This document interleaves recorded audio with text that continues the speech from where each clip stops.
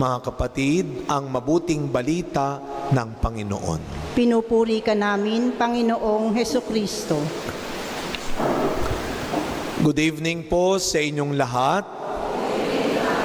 And hayaan nyo pong batiin ko muna kayo ng Happy Easter pa rin. No? Happy Easter po sa inyong lahat. Batiin natin ang mga katabi natin ng Happy Easter pa rin. At bigyan natin ng malakas sa palakpak ang Panginoong muling nabuhay para sa atin. No? Alam mo ninyo, sa totoo lang, nung pagkaka-Happy Easter ninyo kanina, parang bumalik tayo sa Biyernes Santo. Parang nagdududa kayo, Easter pa rin ba? Wag ko kayong tutulad doon sa aking nakausap na volunteer. Sunday, Easter Sunday, kinabukasan pa lang. May nakasalubong akong volunteer sa simbahan. Sabi ko, Happy Easter! Sabi niya, tapos na. Hindi ako na-inform. Tapos na palang Easter. Mga kapatid, tayo po ay nasa loob pa rin ng Pasko ng muling pagkabuhay. Ang pinakamahalagang panahon, sandali sa buhay nating mga Kristiyano. Baliwala ang pagsilang ni Kristo. Baliwala ang pagkamatay ni Kristo kung hindi siya muling nabuhay. Kaya nga, huwag niyong mamadaliin. Ang Kwaresma, 5 linggo lang. Ang Pasko ng muling pagkabuhay, 7 linggo. Ganoong kahalaga, kadakila ang panahon na ito. Bakit mga kapatid? Ipinapaalala sa atin, hindi ka nagkamali ng pinili mo. Pinili mo si Kristo. At sasamahan ka niya, hindi lang hanggang kamatayan, kundi hanggang kaligtasan. Kaya nga si Kristo ay nagtagumpay. Napagtagumpayan ni Kristo, hindi lamang ang kasalanan, hindi lamang ang kasamaan, hindi lamang ang kamatayan. O hanggang kamatayan. Kaya nga, ano pang hindi kayang gawin ng Panginoon para sa iyo? Sa panahon natin ngayon na parang napaka-delikado na.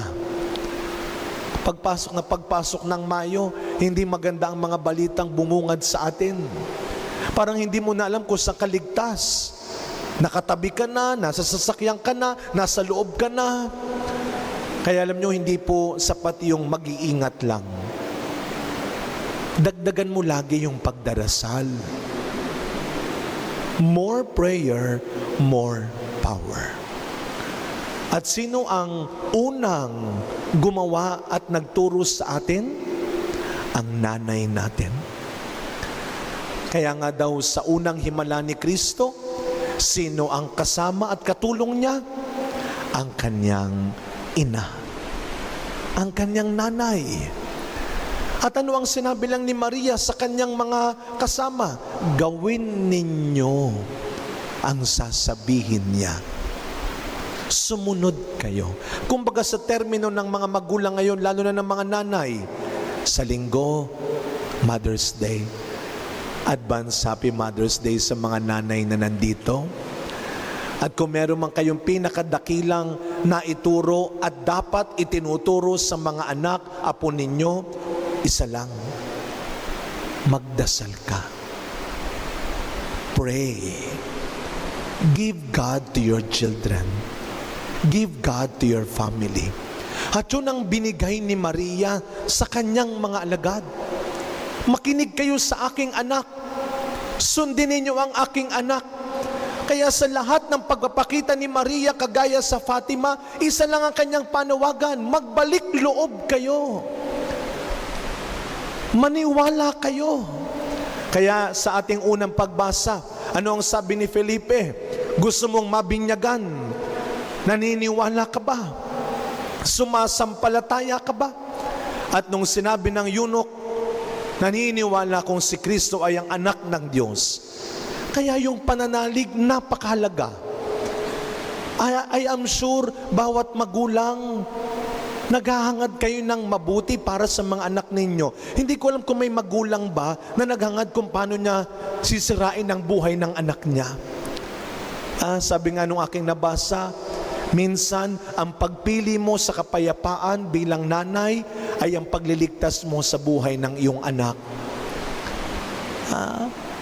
Alam niyo ho, bilang isang anak, pari, kagaya ninyo, meron din akong mga hindi pagkakaunawa sa aking nanay. May mga pagtatalo rin kami. Ang una, kapag umuwi ako ng bahay namin, siguro si Father Julius din, bilang mga pare, dumadalaw kami sa magulang namin. Pag ako po umuwi ng bahay, ang pinagtataka ko, pagdating ko, yung nanay ko, biglang iniiwan ako sa sala. Pumupunta ng kusina. Anong ginagawa? Naghahanda na ng ipapabaon niya sa akin pag-alis. Akala niya tayo grade 3 pa rin yung anak niya. Kaya sabi ko sa kanya, Ma, huwag ka na mag-abala dyan. Sabi niya, konti lang. Huwag na, may pagkain din kami sa simbahan, konti lang. Sabi ko, wag na. Tapos tatahimik siya. Ipapatong niya sa mesa. Paano ako aalis nung nagtampo na yung nanay? Kaya ang gagawin ko naman, kukunin ko rin. Sabi nung ate ko, talo ka, no? At pagbaba, bago pa lang lumabas, eto na ang sasabihin niya. Siguro makakarelate ang mga anak at ang mga magulang dito. Bago bumaba, sasabihin ng nanay ko sa akin, Toy, hanggang ngayon tawag niya sa akin, Toy. Sabi ko, Ma, pag nasa labas, huwag masyadong malakas, baka gayahin ka nung iba. Sabi niya, Toy, mag-text ka pagdating mo. Oo, Ma. Mag-text ka ha? Oo, Ma. Huwag mo kalimutang mag-text. Oo, Ma. Alam niyo, paglabas ko ng gate, tumunog yung cellphone ko. Pagtingin ko, saan ka na? Sabi ko, gate pa lang. Tama ba, mga anak? Siguro kasi, ganun na lang ang kabog ng dibdib ng bawat magulang kapag lumalabas na at lumalayo na ang anak niya. Dahil natatakot siya na baka isang araw, hindi na siya bumalik sa akin. Anything can happen. At ito yung pangalawa namin pinagtatalunan ng nanay ko. Dati ho nagmimisa pa ako sa SM Mega Mall, sa TV Mass. Isang Sunday ho, papunta na ako ng chapel ng Mega Mall, kasama ko yung tatay ko. May matandang lalaki, papalapit sa amin. Sabi niya, Father Hans. Sabi ko, ay good morning po. Naku Father, buti na-meet kita in person. Sabi ko, nice to meet you po. Alam mo Father, linggo-linggo kitang pinapanood. Linggo-linggo ako nagsisimba sa inyo. Sa isip-isip ko, nang bobola to. Linggo-linggo daw, once a month lang naman yung misa ko doon. Linggo-linggo daw, sabi ko. Kaya minsan yung pambobola nyo, magpapahamak din sa inyo, no? Sabi ko, anyway, sabi ko, salamat po. Sabi niya, alam mo Father, tuwang-tuwa ako sa'yo. Kapag sinesermon mo yung nanay mo, tuwang-tuwa ako sa'yo. Sabi ko, kayo tuwang-tuwa, yung nanay ko, galit na talaga. At bakit daw sinasama ko pa siya sa kwento? Ito ang madalas kong pinagtatalunan namin ng nanay ko. Mukhang mas maraming babae at nanay ang nandito. Pakisagot nyo nga po ang malaking problemang ito. Bakit kasi kayong mga babae, lalo na kayong mga nanay, pag nagdadala kayo ng bag, kung hindi ang laki-laki, ang bigat-bigat. Ba't ganyan kasi? Tinago tuloy yung bag niya, nilagay sa ilal. Si Father naman, bunubuking pa ako. Ang bigat-bigat. Minsan aalis kami, sabi ko, Ma, ang laki naman ng bag mo, mag-overnight ka ba? Wag tayo, galit na galit tayo, ang laki ng bag. Pero pag ikaw naman nagtanong, Ma, may Band-Aid ka? Meron. Biscuit? Meron. May Bay Jessica? Meron. Lahat naman ang kailangan mo, meron sa bag niya. Nagagalit ka pa. Kasi nga daw, bago umalis ang nanay, ang iniisip niya kagad ay yung kakailanganin nila. Amen, mga magulang? Tapos nagagalit tayo. Kaya kahit mabigat, kahit mahirap, kinakaya niya. Ganun ang ating mahal na ina. Alam niyo po, kapag nagtatalo kami, isa lang ang lagi niyang sagot, bitawan mo yan. Hindi ko pinapadala sa iyo yan. hindi sa iyo yan. Alam nyo, kung meron man pong tayong pwedeng baunin sa ika-6 na araw ng ating nobenaryo, ay yung bilin ng isang nanay sa kanyang anak. Para hindi ka mahirapan, lagi mong tatandaan, hindi mo kaya lahat. Hindi ikaw lahat. Hindi sa'yo lahat. Kaya ano ang sabi ng Ebanghelyo natin? Ayon sa sulat, tuturuan ng Diyos ang tao. Silang lahat ay tuturuan ng Diyos. Alamin mo kung para sa iyo, kung para sa iyo. Problema ko minsan, gagawin mo lahat, kukunin mo lahat. Pag nahirapan ka, aawayin mo lahat. Kaya sa misang ito, pinagdarasal natin ang ating susunod na Santo Papa. Tinanong ako minsan ng interview, ano pong mga katangian, Father, ang hinahangad mo sa susunod na Santo Papa? Isa lang.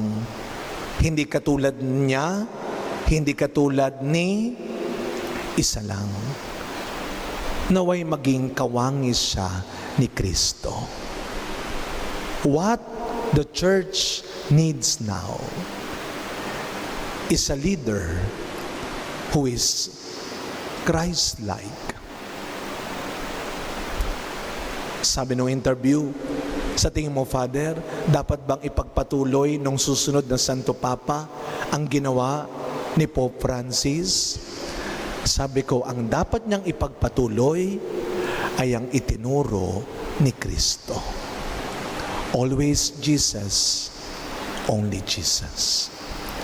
Kaya sa pagpatuloy na misa natin, mga kapatid, sa mga pagkakataon na tayo ay dumaranas ng matinding hirap, pagsubok, pait sa buhay, lumapit tayo sa ating mahal na ina. Magpatulong tayo sa Kanya at makinig tayo sa Kanya. Baka hindi naman para sa iyo yan. Baka naman hindi sa iyo yan. O mahal na ina, Birhen ng Fatima, ilapit mo kaming palagi kay Jesus at tulungan mo kaming maging katulad ni Jesus. Amen. Bago ko po ibigay ang pagbabasbas, ako po nagpapasalamat din kay Father Julius. Alam ho ninyo, hindi po kami magkakilala ng mahabang panahon na. Pero totoo po yun, nung pagtapos ng misa sa Quirino Grandstand, sa piyesta ng Nazareno, siya po'y lumapit sa akin at inimbitahan. Ako po'y lumaking sakristan sa Bacood, Santa Mesa, sa Our Lady of Fatima. Kaya napakalapit po sa akin ng puso ng mahal na Birhen ng Fatima. And you are all welcome sa aming pong abang simbahan, ang simbahan din ng mahal na Birhen, Our Lady of Assumption, sa Asuncion Street, Leverisa, Malate, Manila. Pag tinatanong ako, saan yon? Sa may Leverisa. Saan yon? Sa may Malate. Saan yon? Sa tapat ng Manila Zoo. Pero wala po ako sa Manila Zoo. Nasa tapat po namin ng Manila Zoo. Kaya maraming salamat po at advance happy fiesta po sa inyong lahat. Maraming salamat po. Tumayo na po ang lahat. Sumainyo ang Panginoon. At sumaiyo rin. Yumuko po kayo habang iginagawad ang pagbabasbas. Pagpalain nawa kayo ng Diyos na sa pagsilang ng anak niya mula sa mahal na Birhen ay naghatid sa daigdig ng katubusang walang hanggan. Amen. Pasiglahin nawa kayo sa malasakit ng mahal na Birhen na siyang nagbigay sa inyo ng tagapaghatid ng buhay na walang hanggan. Amen. Puspusin nawa ng kagalakan ng Espiritu Santo ang mga nagdiriwang sa pagpaparangal sa mahal na Birheng Maria upang sa ganitong diwa kayo ay sumapit sa kalangitan na siyang tahanan ng tanan magpasawalang hanggan. Amen. Naway pagpalain at ingatan ang inyong pamilya ng ating mapagmahal na Diyos, Ama, Anak, at Espiritu Santo. Amen. Tapos na po ang ating pagdiriwang, humayo kayong taglay ang kapayapaan ni Kristo. Salamat sa Diyos.